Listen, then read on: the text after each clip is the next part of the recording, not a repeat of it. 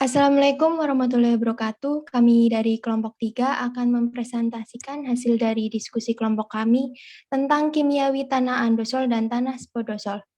Sebelumnya, perkenalkan anggota kelompok kami. Yang pertama, saya sendiri yaitu Faraineyatul Munasaro, NIM 049, Dia Ayu Korniasari, NIM 050, Aura Putri Yeda M 060, Serlita Wahyu A 066, Teresia Sepia Intan 070, Muhammad Alfian 073, Mutangalai Ulfan 074, dan Erlinda Maulani 075. Yang pertama ada kimiawi tanah andosol. Di sini kami akan membahas 5 poin. Yang pertama ada proses terbentuknya, karakteristik tanah andosol, kimiawi tanah andosol, potensi dan kendala tanah andosol, serta pengelolaan tanah andosol. Yang pertama ada proses terbentuknya tanah andosol. Andosol merupakan tanah hitam. Tanah andosol adalah tanah yang berkembang dari bahan vulkanik seperti abu vulkanik, batu apung, sinder, lava, dan atau bahan vulkanoklastik yang fraksi koloidnya didominasi oleh mineral non-kristalin seperti alofan, imogolit, ferrihydrit, atau kompleks alhumus. Tanah andosol dijumpai pada bahan vulkanik yang tidak padu pada ketinggian 750 sampai 3.000 meter di atas permukaan laut. Andosol dijumpai pada daerah beriklim tropika basah dengan curah hujan antara 2.500 sampai 7.000 mm per tahun.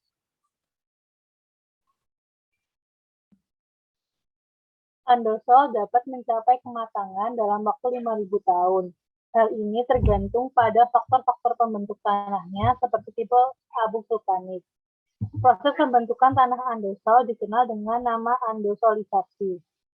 Karakteristik proses andosolisasi yaitu pembentukan bahan berbentuk non-kristalin seperti alofan, imogolit, silika opalin laminar, hibrid, dan kompleks AL atau Fe humus.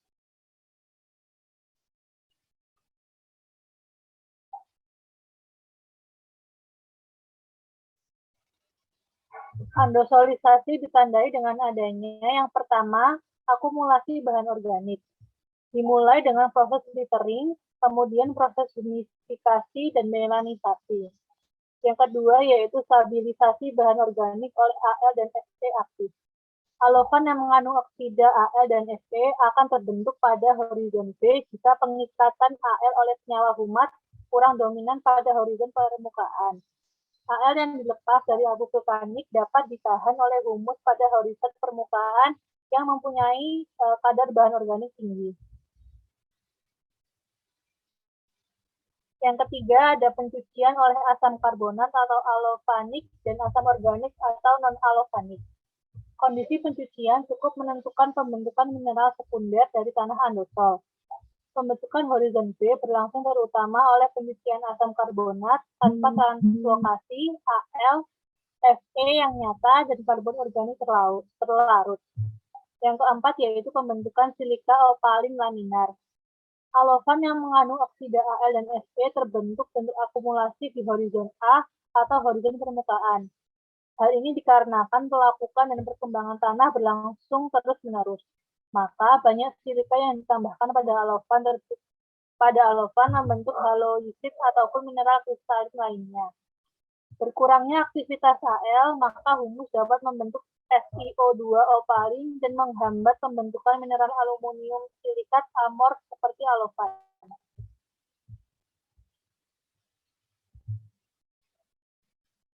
Proses andosolisasi meliputi proses pelapukan dan pembentukan tanah yang berkaitan erat dengan pelapukan gelas vulkanik. Proses pelapukan abu vulkanik atau tepra diawali dengan terciptanya senyawa-senyawa terlarut seperti H4SiO4, Ca2+, Mg2+, Na+, K+ oleh air hujan. Kemudian dipercepat oleh pencucian asam karbonat. Sesquioksida terakumulasi secara residual, sedangkan aluminium dan asam silikat membentuk mineral sekunder. Tanah andosol dapat terbentuk dari tepra oleh proses andosolisasi dalam waktu yang relatif singkat di bawah berbagai iklim. Tanah-tanah tersebut mempunyai kandungan mineral alofan, jelas vulkanik sedikit tetapi mempunyai kandungan kaolinis dan gipsit cukup banyak. Komposisi asosiasi mineral abu vulkanik dan kondisi pencucian menentukan tipe mineral sekunder yang terbentuk. Tanah-tanah yang berkembang dari abu vulkanik mempunyai nisbah SiO2 atau Al2O3 yang kecil.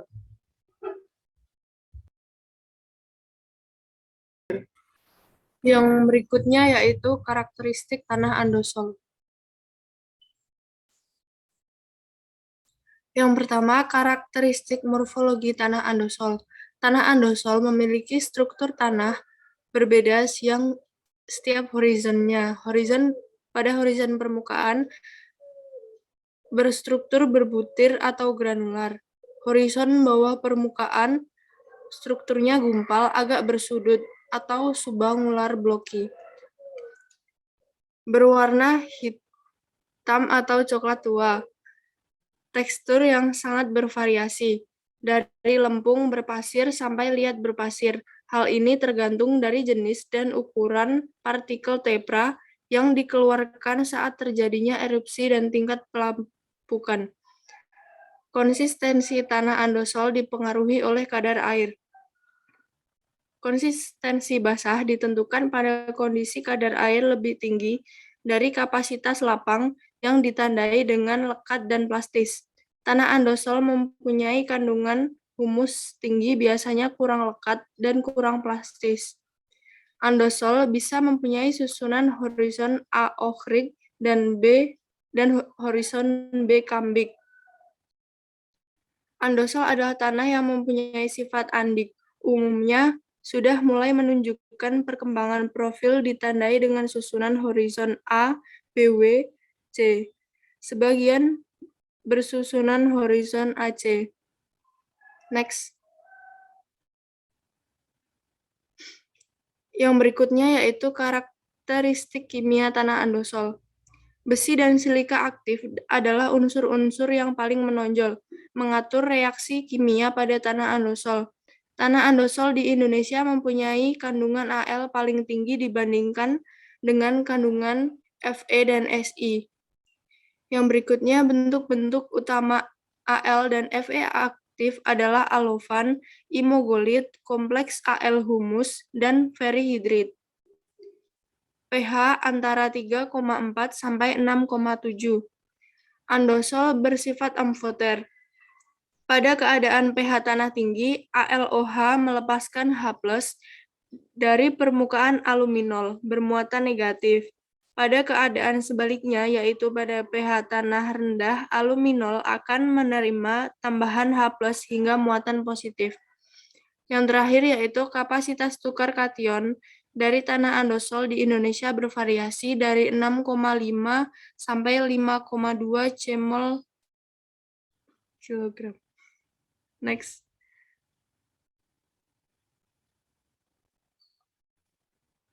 Kimiawi tanah andosol. Tanah andosol memiliki pH asam lemah 4,5 sampai 5,5. Kapasitas pertukaran kation tinggi karena tanah andosol kaya akan humus. 3. Mineral lempungnya adalah alofan tetapi dapat juga imogolit atau haloisit. 4. Kandungan bahan organik yang tinggi. 5. Tanah andosol bersifat amfoter. 6. Tanah andosol bermuatan variabel. Tanah akan bermuatan negatif apabila kondisi pH tanah tinggi atau basah, dan tanah akan bermuatan positif apabila kondisi pH tanah masam.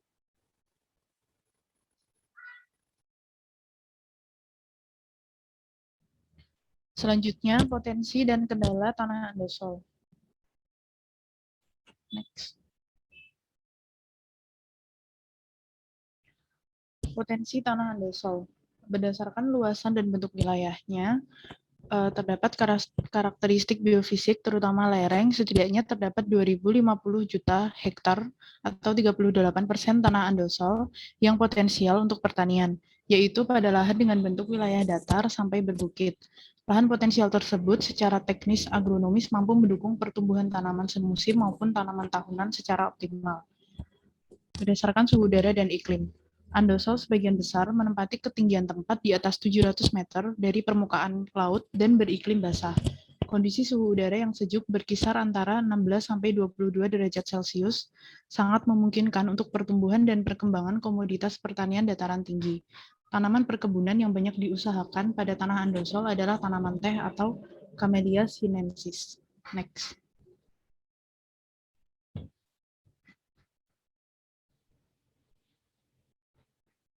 Berdasarkan nilai ekonomi, praktek pertanian di tanah andosol yang menghasilkan tanaman sayur-sayuran, bunga-bungaan, dan tanaman perkebunan dapat memberikan keuntungan langsung kepada petani, selain menghasilkan berbagai jasa yang dibutuhkan masyarakat seperti objek wisata agro, penyedia lapangan kerja, penggalang ketahanan pangan, dan penyedia berbagai fungsi lingkungan seperti pengendali erosi, longsor, penghasil oksigen, dan pengatur tata air DAS. Selanjutnya, ketersediaan teknologi. Pengembangan tanaman sayuran dataran tinggi adalah ketersediaan bibit atau benih unggul dan teknologi budidaya sayuran introduksi. Berbagai varietas unggul tanaman sayuran dataran tinggi yang sangat potensial dan prospektif untuk pengembangan pertanian sayuran dataran tinggi. Next.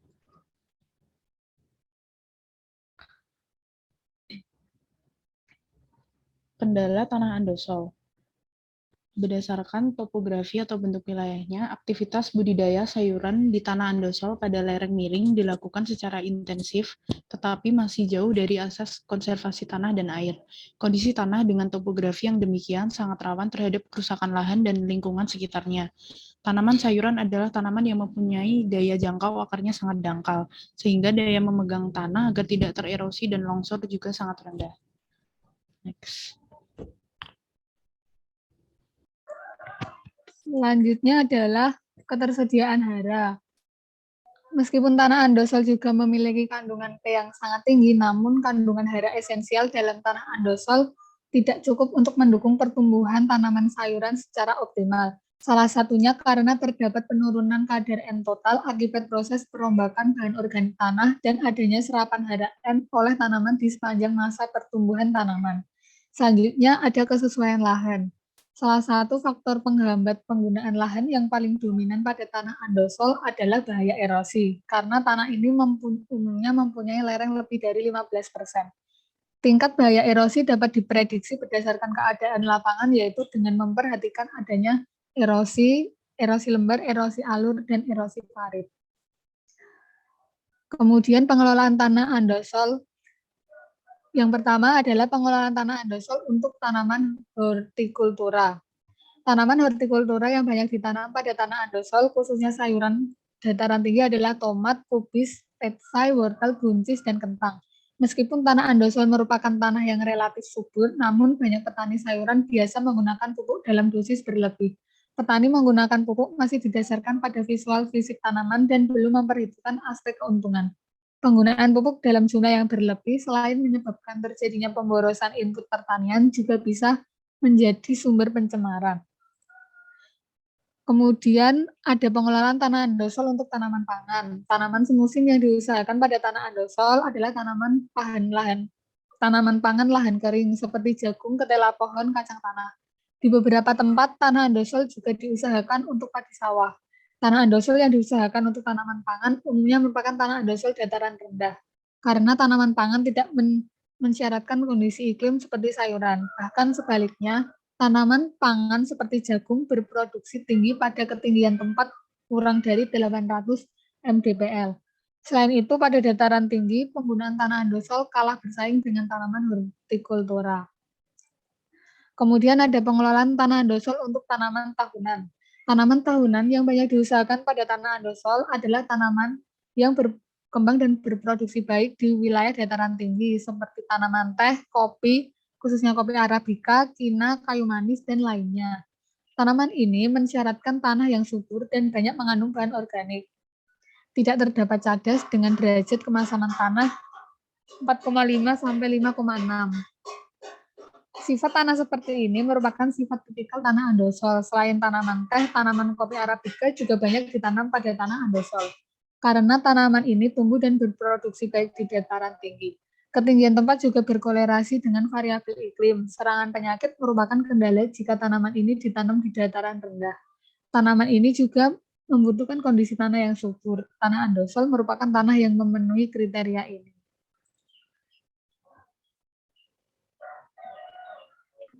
Selanjutnya ada kimiawi tanah spodosol.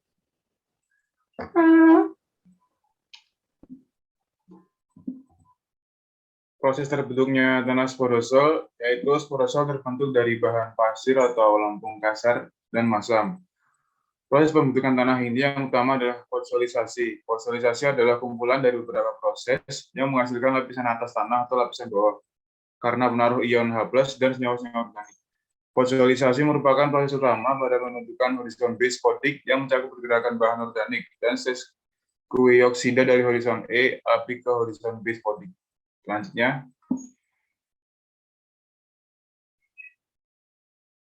perkembangan profil tanah spodzolik. Kompleks AIFE dan kandungan organik berpindah dari permukaan tanah turun dengan perkolasi air. Hujan. Kompleks logam humus presipitasi pada horizon spodik eluvial, lapisan horizon eluvial mengalami pencucian, dan kebanyakan spodosol memiliki horizon alveik. Ini tertutupi oleh lapisan organik, di mana horizon topsoils mengandung mineral gelap diadakan pada kebanyakan spodosol boreal.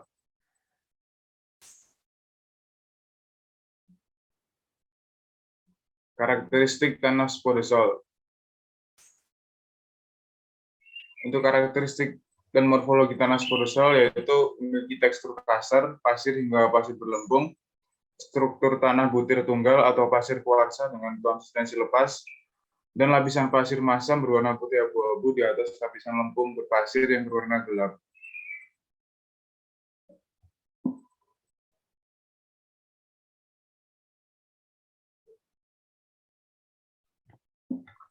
Sifat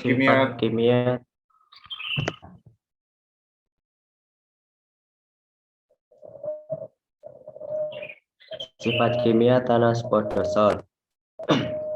Kandungan CO organik umumnya tinggi sampai sangat tinggi pada horizon B spodik dan sebagian horizon A, sedangkan pada horizon E alveik tergolong rendah sampai sangat rendah. Kandungan basa-basa dapat dipertukarkan seperti Ca, Mg, K, dan Na tergolong sangat rendah.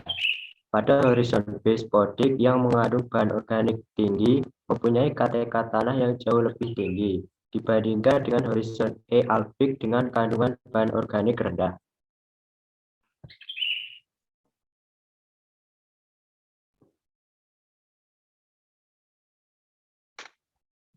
Kimiawi tanah spodosol. Sifat kimia penting tanah ini yaitu reaksi tanah masam hingga sangat masam.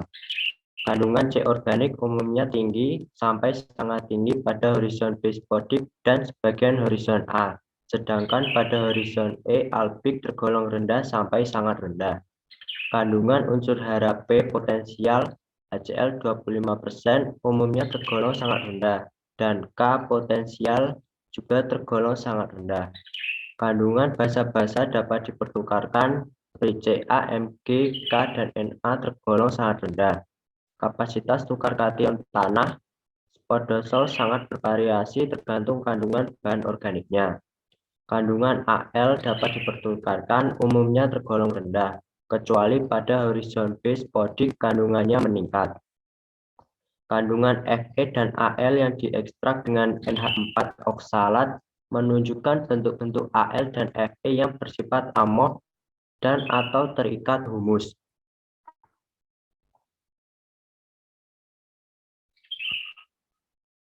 Potensi dan kendala tanah spodosol. Yang pertama yaitu terdapat potensi tanah spodosol. Spodosol akan mengalami proses fossilisasi semakin sempurna, artinya tanah akan semakin miskin. Horizon E alveik akan semakin tebal dan horizon B spodik akan semakin dalam dan keras. Tanah spodosol dapat dimanfaatkan untuk perkebunan karet seperti di Kalimantan Barat, Bisa juga untuk tanaman pangan seperti tanaman hortikultura, buah-buahan seperti pepaya di Kalimantan Timur dan nanas di Kalimantan Barat. Next. Selanjutnya yaitu kendala tanah spodosol. Tekstur tanahnya yang kasar dan struktur butir tunggal dari tanah spodosol dan sangat sedikit fraksi debu dan liat mengakibatkan rendahnya kemampuan tanah ini meretensi air atau rawan kekeringan dan rendahnya kemampuan tanah meretensi hara mudah tercuci. Sifat kimia spodosol miskin unsur Hara, P, dan K. Kapasitas tukar kation sangat rendah dan cadangan mineral sangat rendah. Hal tersebut adalah bisa karena sebagian besar spodosol terbentuk dari bahan induk yang miskin hara dan bersifat masam. Dan yang terakhir terdapat pengelolaan tanah spodosol. Pengelolaan tanah spodosol dapat dilakukan dengan membuat bendengan, guludan, atau prasiring sesuai kemiringannya. Untuk meningkatkan produktivitas tanah dapat dilakukan dengan pemberian kapur, pemupukan, penambahan bahan organik, dan penanaman tanaman adaptif. Pada lahan tanah spodosol diberi mulsa berupa sekam dan jerami yang berfungsi untuk pertama, memotong pergerakan kapilaritas air yang jelek, melindungi hara terbawa aliran permukaan, serta memungkinkan penggunaan dari presipitasi musim kering. Sekian presentasi dari kelompok 3. Banyak salahnya mohon dimaafkan. Wassalamualaikum warahmatullahi wabarakatuh.